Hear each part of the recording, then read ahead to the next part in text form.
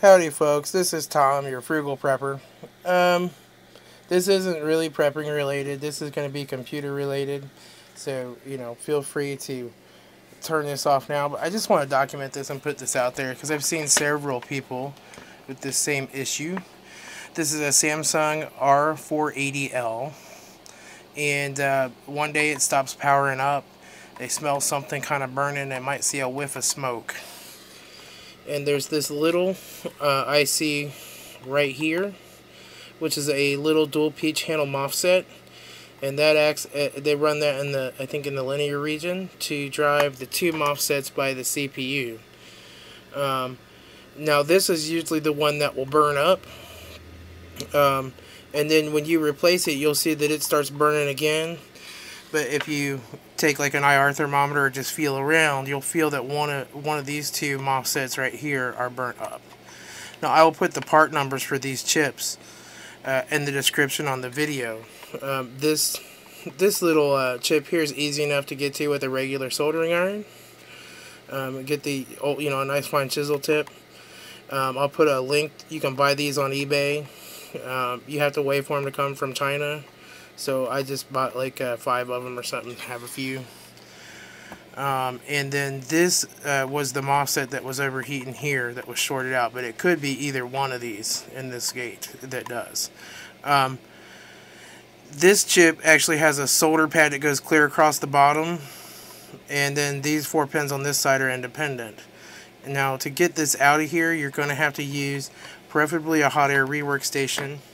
If you don't have one of those, heat it with a butane torch, pull on it with some tweezers till it comes loose. Just make sure you go very, very slow, don't burn the board, and just work your way into it slowly and then back off, and slowly and back off.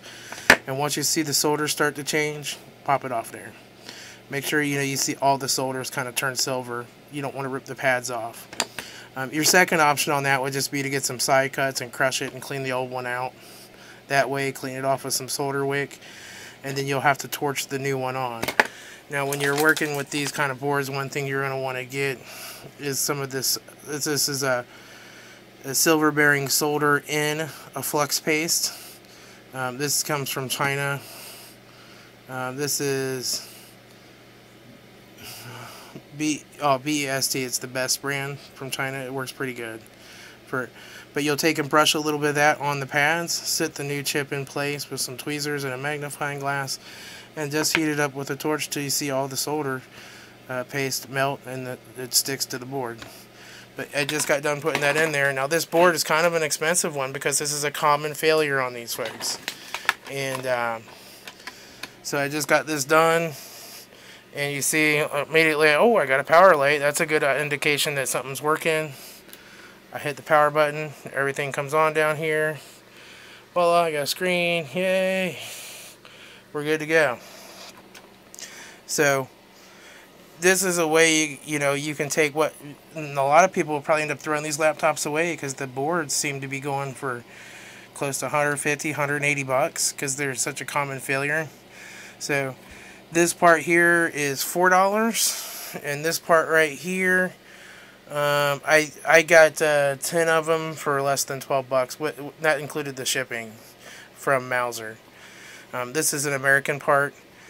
This part may not be blown yet, but I would go ahead and replace it anyway because it's been overheated from this being shorted out down here. So that's just something to put out there for, I'll put a lot of good tags on this, so hopefully other people that have this particular model laptop that are wondering what's going on will have an idea how to go about fixing it. We can save this stuff from going to the landfill, and for 10 bucks you can get the parts and fix it. This is Tom, your frugal prepper.